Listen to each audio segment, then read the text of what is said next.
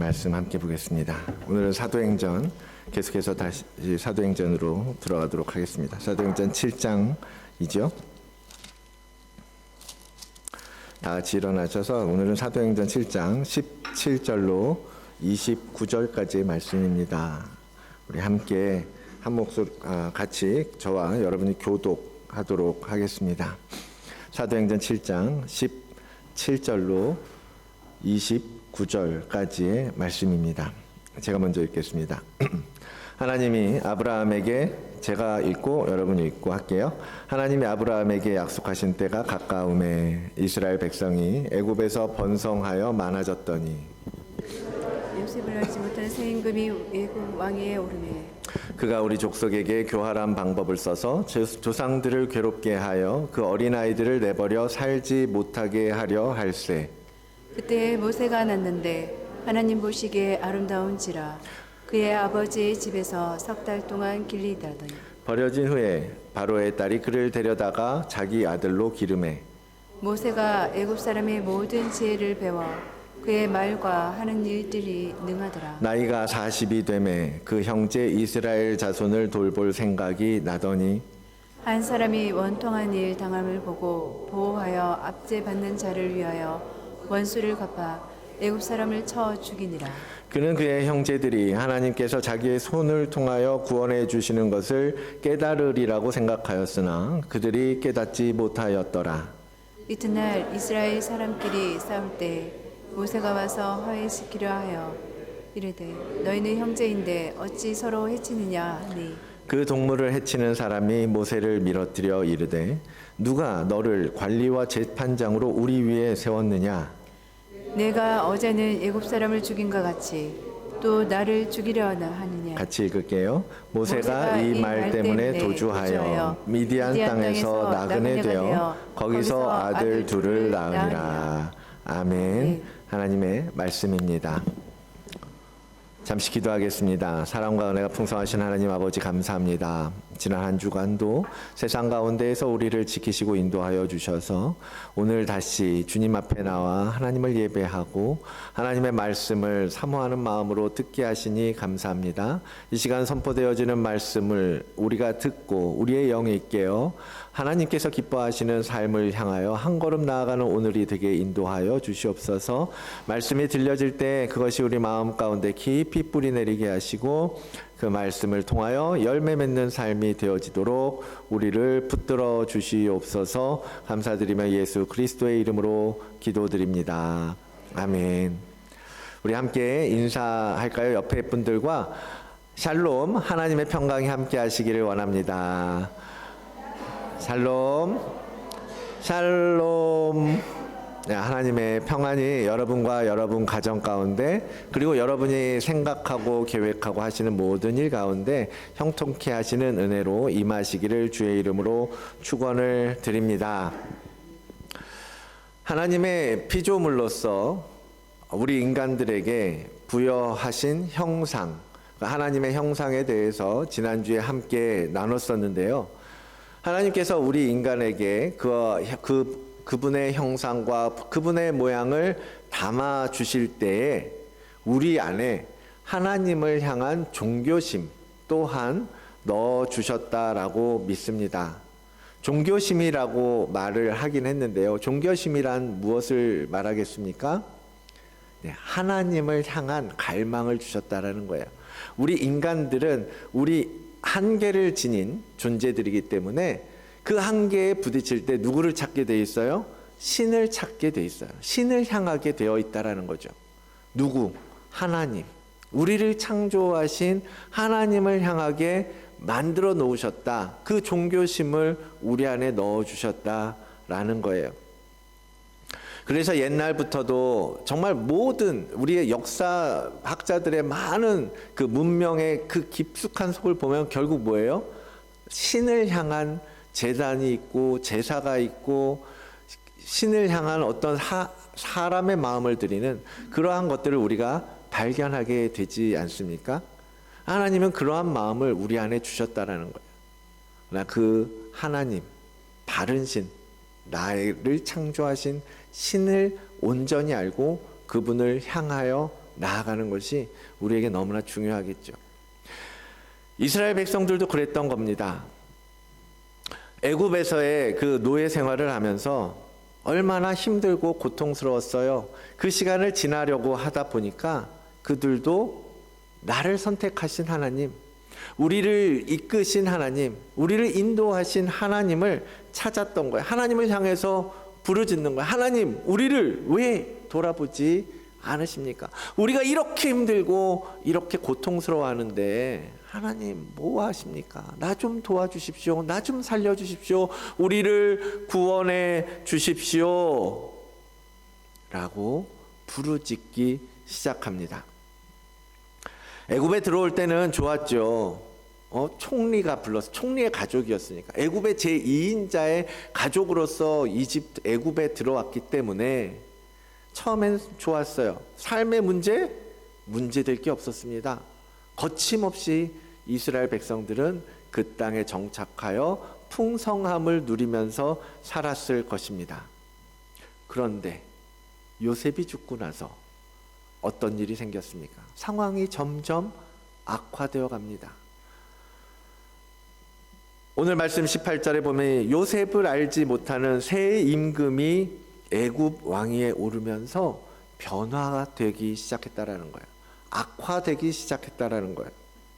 요셉을 이제 알지 못하는 왕들이요, 이스라엘 그 민족들이 점점 번성해 가는 것을 보면서 마음이 불편해지는 거예요.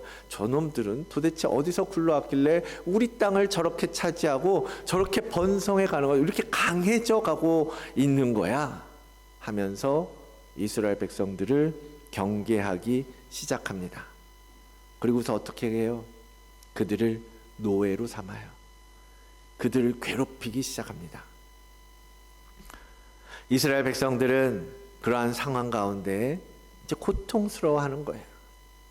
여러분, 그런데 어떻습니까? 사실 이 부분은, 이스라엘이 이러한 삶을 살게 될 것은 하나님께서 이미 아브라함 때에 예고해 주셨던 부분이에요.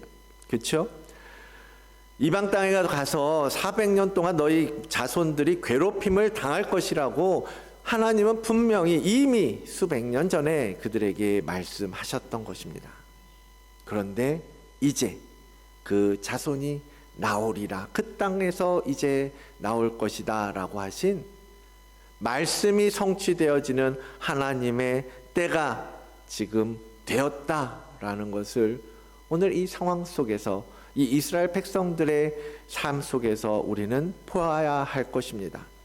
하나님께서는 그들의 부르짖음을 들으시고 친히 하셨던 그 약속을 실행하기 시작했습니다. 하나님이 이스라엘 자손을 돌보셨고 하나님이 그들을 기억하셨더라.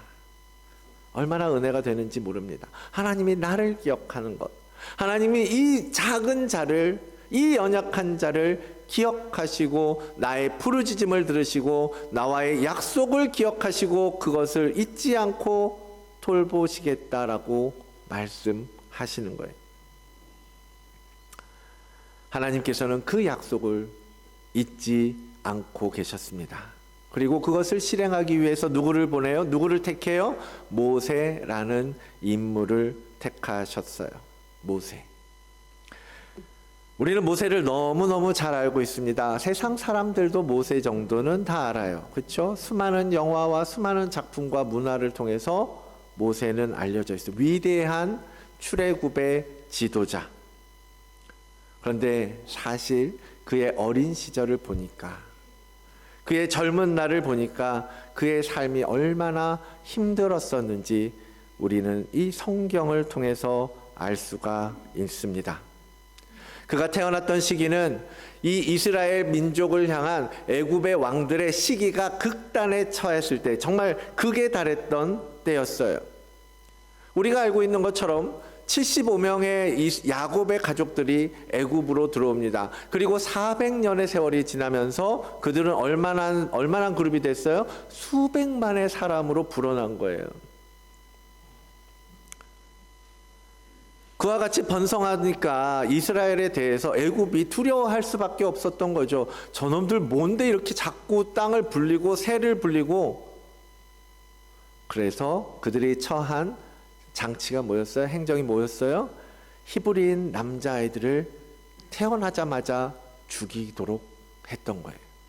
남자는 이제는 더 이상 남자는 만들지 마라. 그래서 남자아이들은 태어나는 대로 다 죽이라는 명령이 떨어지고 대부분의 집은 그 죽음을 피하지 못했던 것입니다. 그런데 한 사람의 이야기가 나오죠. 바로 모세의 어머니 요게벳은 그 와중에도 이 사내 아이를 낳아서 3개월이나 숨겨서 키웠던 거예요. 그 작은 아이를. 어쩌면 처음에는 딸인 것처럼 숨겼을지도 모르죠.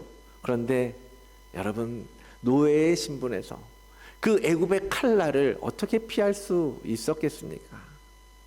결국 3개월 만에 어머니는 결단하죠. 안 되겠다. 이 아들을, 이 아름다운 이 아들을 어떻게라도 살려야 되겠다 생각하고 그를 물에 동동 띄워 내려 보내지 않습니까? 그래도 애굽 사람의 손에 들어가면 죽지는 않겠지라고 생각했던 거죠. 야, 하나님, 여러분, 그 마음이 얼마나 아프고 정말 쓰리고 찢어지는 마음이었겠습니까? 그 3개월 된 아이를 버려야 할 때. 그런데 정말 그렇게 그가 기도한 대로 모세는 애굽 사람의 손에 건져냄을 받고 그 애굽 사람 밑에서 자라게 되죠. 모세가 자랐던 애굽, 성경에서 애굽은요 사단의 세력을 상징하고 비유합니다. 그래서 사탄이 애굽이 이스라엘을 공격하고 이스라엘을 도전하는 건 뭐예요? 사탄이 하나님의 나라, 하나님의 백성에 대해서 도전하고 하나님의 나라에 대한 공격을 감행하고 있는 것을 의미하는 거거든요. 그들은 강력한 군사력으로 이스라엘을 지배하고 괴롭히고 고통 속에 밀어넣고 남자아이들은 다 죽이도록 했지만 아이러니하게도 하나님은 그 애굽인의 손에 그들을 죽이고 그들을 무너뜨리려고 했던 그 사람들의 손에 의해 오히려 구원자가 길러지는 아이러니한 일들을 하나님은 이루어 내십니다.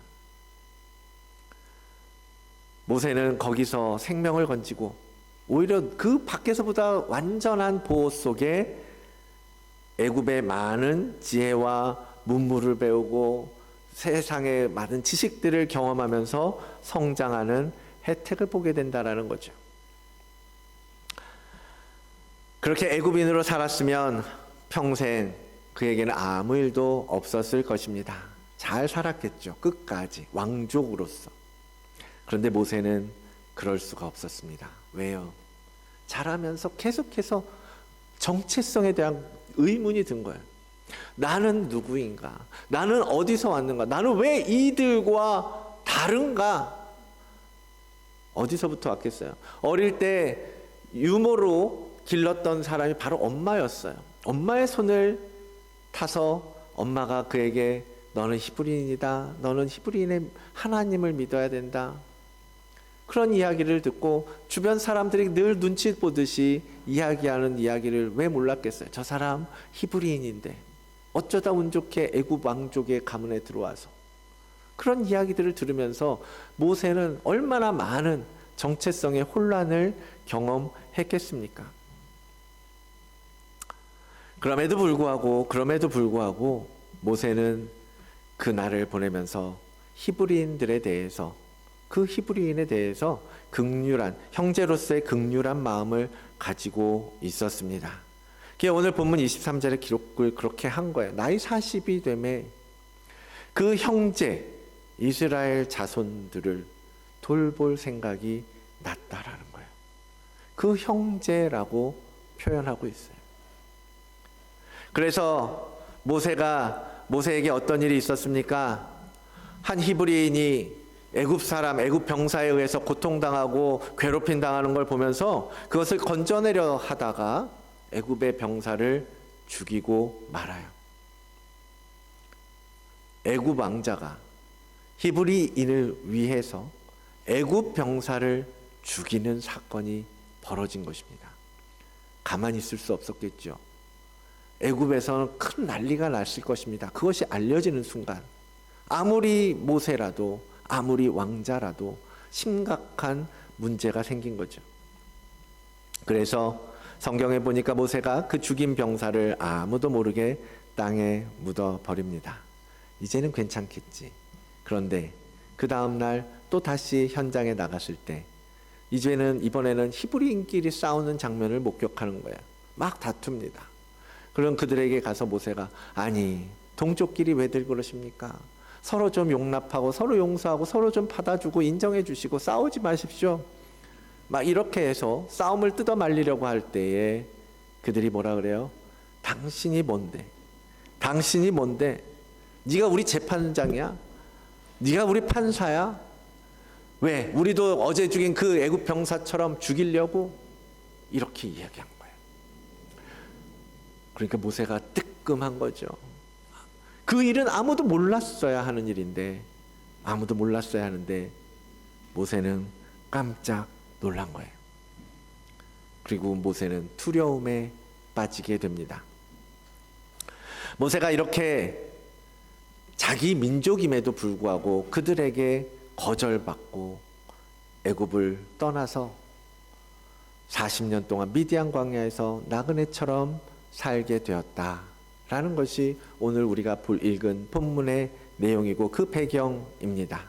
대부분 이 내용은 다 알고 계시리라고 믿습니다. 그런데 다시 말씀드린 이유는 그가 경험했던 이 거절감이라는 것을 여러분 다시 한번 좀 공감하시기를 원하기 때문입니다. 그 아픔, 그 거절당한 아픔. 내가 잘해주고 내가 도와주려고 했지만 나의 호의를 무시하고 거절당할 때 그 모세의 마음, 그것을 오늘 우리가 함께 생각해 보고자 함입니다. 오늘 본문인 모세의 이야기는 스데반 집사님의 설교 일부분입니다.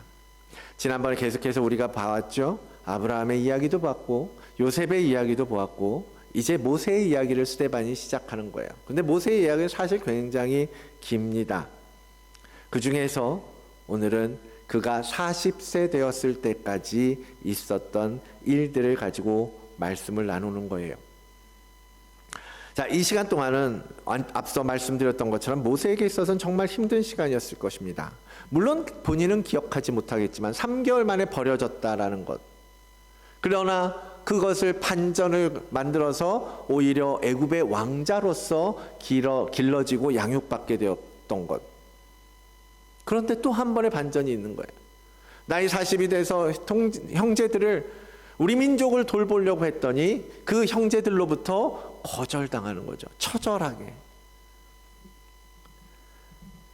그래서 밑바닥까지 떨어지는 그 좌절과 두려움을 모세는 지금 경험하고 있는 거예요. 그 극단의 거절감을 경험하면서 그는 완전히 무너져 버리고 말았습니다. 그리고 그 거절감 앞에서 모세는 도망쳐 버리고 말죠.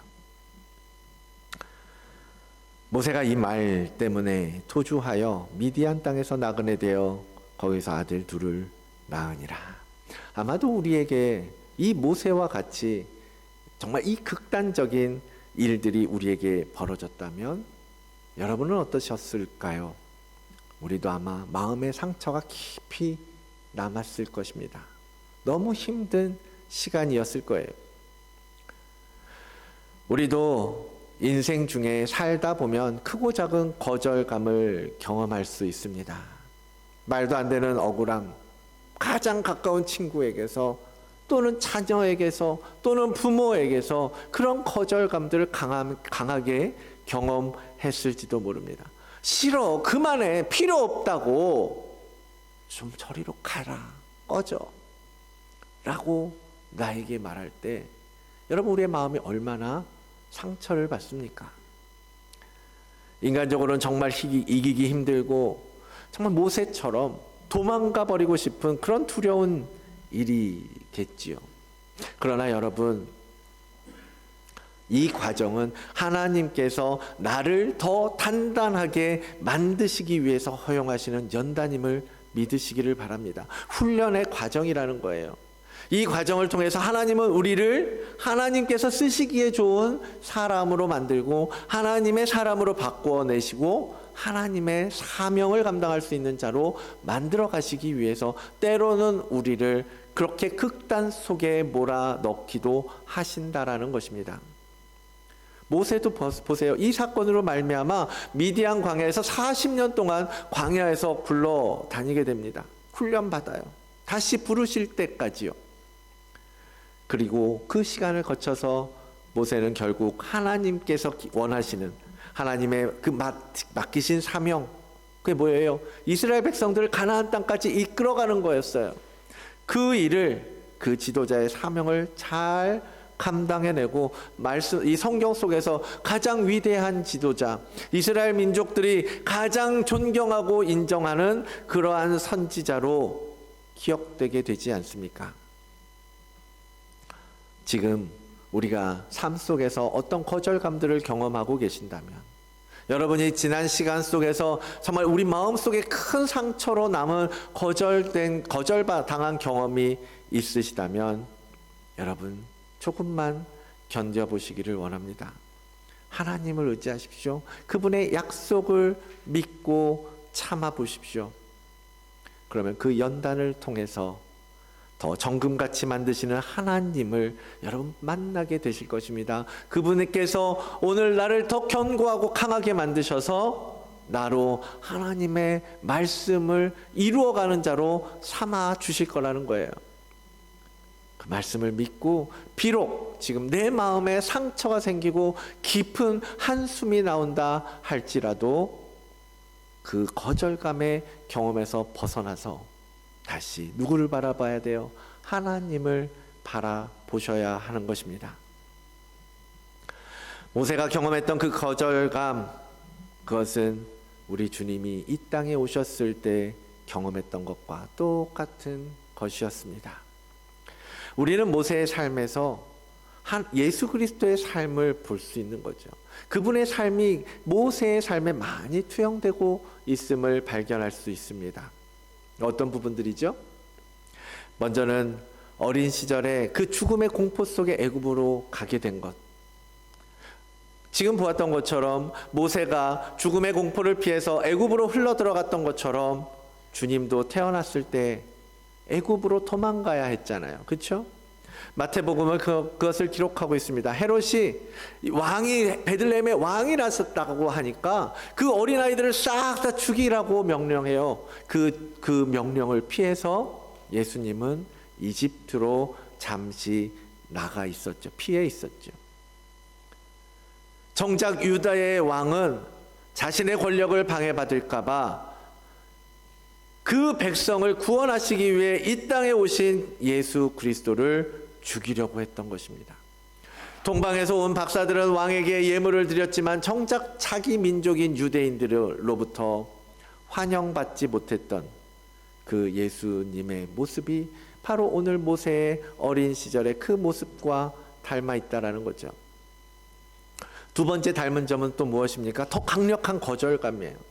모세가 지금 나이 40에 처절하게 경험했던 것처럼 예수님도 사람들에게 그렇게 버림받잖아요. 우리가 몇 주 전에 종려주일, 부활주일, 고난주간 얘기를 했지만 예루살렘을 입성할 때 수많은 사람들이 그를 왕으로 축혀 세웠습니다. 호산나 호산나, 다윗의 왕이 다윗의 자손으로 오시니요 나를 구원하소서, 나를 구원하여 주시옵소서 라고 그를 따르며 들어왔던 바로 그들에 의해서 겨우 4일 만에 십자가에 못 박아라, 십자가에 못 박아라 돌변한 그 거절감을 우리 주님은 경험하지 않습니까? 사람들에게 뿐만 아닙니다. 주님은 아버지로부터 끊어지는 그 아픔을 경험하면서 나의 하나님 어찌하여 나를 이렇게 버리십니까? 정말 모든 것으로부터 버려지고 단절되고 끊어지는 그 거절감을 주님은 경험하신 것이거든요. 얼마나 아프셨을까? 얼마나 힘드셨을까? 그러니까 겟세마네에서 정말 땀이 피가 되는 것처럼 흘렀다라고 표현하는 거예요. 그러나 하나님은 그를 그 거절감 속에 두지 않으셨잖아요. 하나님은 그 예수를 버려진 돌이 아니라 건물의 가장 중요한 모퉁이 돌이 되게 하셨습니다. 이 예수는 너희 건축자들의 버린 돌로서 집 모퉁이의 머릿돌이 되었느니라. 아멘. 주님은 우리에게 구원의 길을 열어주시기 위해서 버림받은 돌처럼 버려졌지만 거꾸로 오히려 모퉁이 돌이 되어 구원의 길을 탄탄하게 만들어 주신 것입니다. 그 거절감을 넘어서 부활의 승리를 얻으셨고 그 승리를 우리에게 나누어 주셨다. 그러므로 모세나 예수님이 그러했던 것처럼 때로는 우리가 사람들에게 거절당하고 힘든 순간들이 있을지라도 그것이 다 하나님의 뜻을 이루기 위한 일이라는 것을 깨닫고 믿음으로 다음 스텝을 향해서 계속해서 나아가야 할 줄로 믿습니다. 그런 여러분들이 되시길 바랍니다. 상처를 넘어서 표대를 향하여 나아가는 우리 모든 성도님들 되시기를 바랍니다. 그런데요, 오늘 본문이 출애굽기의 본문이었다면, 출애굽기에 나온 모세의 이야기였다면 저는 이렇게 모세가 경험했던 거절감을 이야기하면서 마쳤을 거예요. 그런데 지금 우리가 어느 걸 보고 있죠? 뭘 보고 있는 거죠? 오늘 본문이 어디죠? 사도행전이에요. 사도행전, 사도들의 이야기, 그리고 스데반의 설교를 우리는 보고 있단 말이죠. 그러면 스데반이 이 거절당한 모세를 이야기할 때 거기에는 분명히 뭐가 있어요? 의도가 있고 목적이 있었지 않았겠습니까? 그가 과연 왜 이 이야기를 지금 그 앞에 있는 자들에게 말하고 있는 것일까? 뭘 얘기하려고 지금 모여있는 대제사장들, 장로들, 서기관들 앞에서 이 거절당한 모세의 이야기를 했겠냐라는 거죠.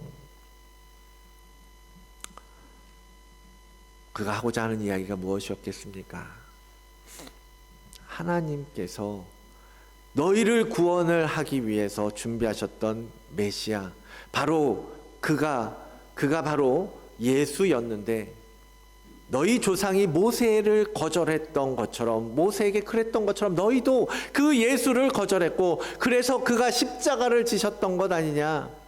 그 예수를 거절한 것이 바로 너희들 이스라엘의 지도자와 백성들이요 바로 나와 여러분이라는 것을 스데반은 지금 말하고 싶었던 것입니다. 본문 뒤에 7장 뒷부분 설교 끝나는 부분 51절에서 53절, 목이 곧고 마음과 귀에 할례를 받지 못한 사람들아, 너희도 너희 조상과 같이 항상 성령을 거스르며 살고 있지 않느냐. 너희 조상들이 선지자들 중에 누구를 박해하지 아니했느냐. 의인이 오시리라 예고한 자들을 그들이 다 죽이지 않았느냐. 이제 너희가 그 의인을 잡아준 자요 살인한 자가 아니더냐. 선지자들 중에 너희 조상들이 박해하지 않은 사람들이 없었다라는 거예요. 모든 하나님의 뜻을 전하는 자들을 너희가 죽였고, 너희가 박해했고, 너희가 거절했고, 율법을 제대로 지키지도 않는, 성령을 거스르는 자, 너희가 바로 그런 자들이다 라고 말하는 거거든요. 너무 세죠. 메시지 성경을 보니까요, 유진 피터스는 이렇게 번역하고 있습니다. 성령을 고의로 무시하니 여러분은 여러분의 조상들과 다를 바가 없습니다. 이제 여러분이 가문의 전통을 잇고 있으니 여러분은 모두 배반자이며 살인자입니다 라고 번역하고 있는 거예요. 여러분, 유대인들, 그들이 어떤 사람들입니까? 누구보다도 율법 잘 지키려고 애쓰고 살았던 사람들이에요. 때가 되면 성전을 나가서 성전을 찾고 헌물을 드리고 절기를 지키고 신앙생활 하던 자들 아닙니까? 그 중에 최고가 바리새인들이고 그 경건과 정결한 종교 활동을 완전하다고 할 만큼 잘 지키면서 살던 그들. 그런데 스데반이 그들에게 네가 하나님께서 보내신 메시아를, 그 예수를 못 박은 자들이다, 거절한 자들이다 라고 모세를 통하여 드러내주고 있었던 것입니다. 우리는요, 여러분은요, 이렇게 주일이 되면 예배하고 헌금하고 그래도 성도로서 흠잡을 데 없이 살려고 노력하고 선을 베풀면서 착하게 살려고 하는 우리들은요, 여러분 앞에서 스데반 집사님이 오셔서 당신들이 예수님을 거절한 자들 아닙니까? 라고 우리에게 묻는다면, 여러분 그 질문 앞에 당당하게 자신 있게 아니요, 나는 예수님을 거절한 적이 없습니다. 나는 예수님께서 가르치시고 말씀하신 대로 그대로 살았고 내 가족들, 내 부모, 내 자녀, 내 동료들, 내 이웃들, 가난한 자들, 불쌍한 자들 긍휼히 여기면서 그들을 예수님의 마음으로 품고 살았습니다. 나는 아무 죄가 없습니다 라고 이야기하실 수 있겠습니까?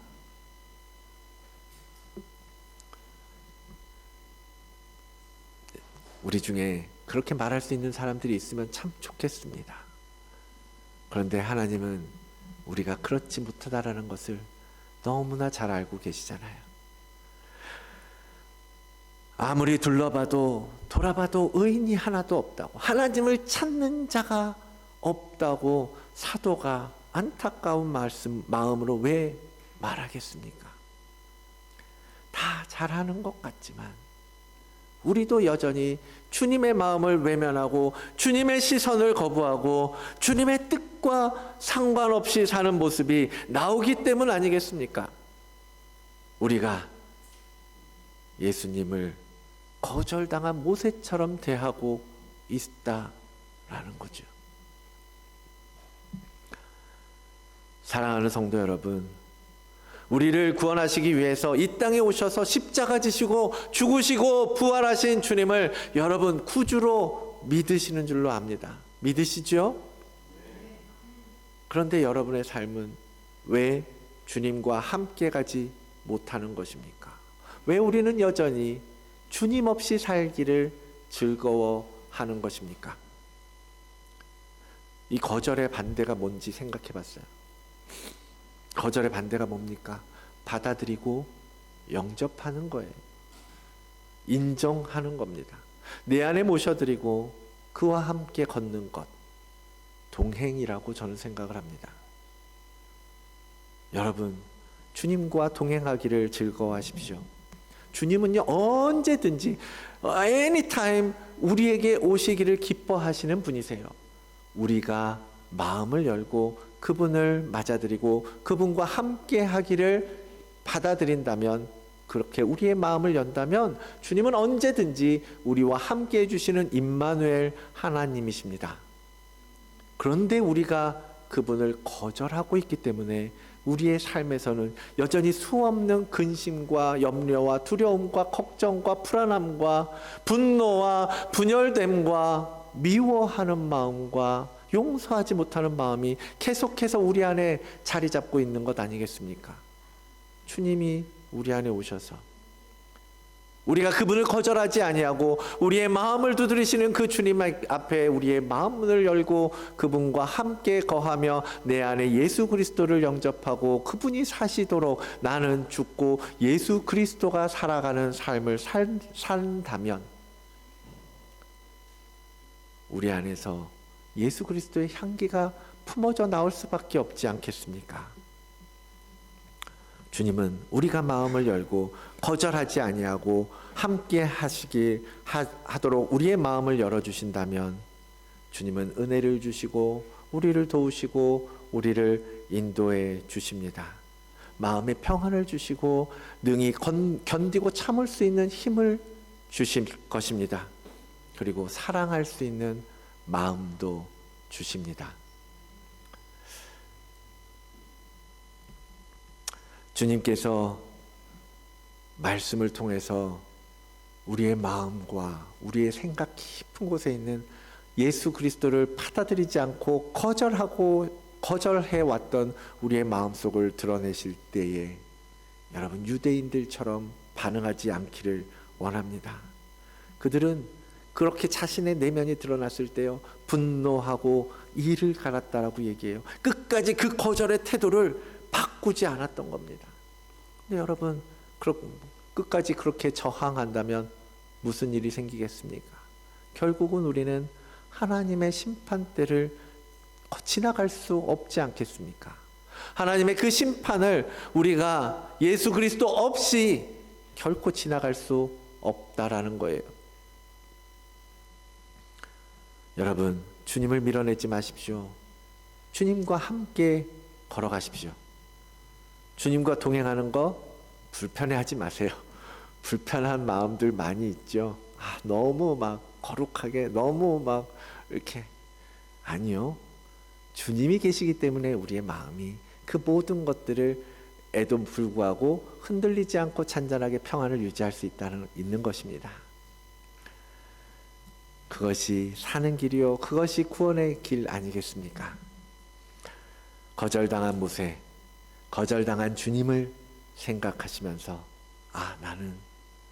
나는 그 길에 서지 말아야지. 나는 그 길에 서지 말아야지. 단단하게 여러분의 발을 굳게 세우시기를 축복합니다. 더 이상 주님을 못 박는 자가 아니라 주님과 함께 못 박히는 우리 모두가 되기를 주의 이름으로 축원을 드리면서요, 오늘 이 찬양으로 함께 고백하며 결단하기를 원합니다. 전에도 한번 이 찬양 부르면서 했던 것 같은데요, 나도 모르게 우리가 얼마나 많은 순간 주님을 거절하며 살아가는지 모릅니다. 주님의 마음이 아니라, 주님의 시선이 아니라, 주님의 뜻과 계획이 아니라 내 고집과 내 상식과 내 경험과 내 지식대로 살아가는 것, 그것이 바로 예수 그리스도를 거절하는 행위 아니겠습니까? 오늘 이 찬양하면서 다시 한번 주님을 못 박았던 우리의 모습을 회개하고 그분의 사랑 안에 거하는, 그분과 함께 걷기를 소망하는 마음으로 찬양하도록 하겠습니다.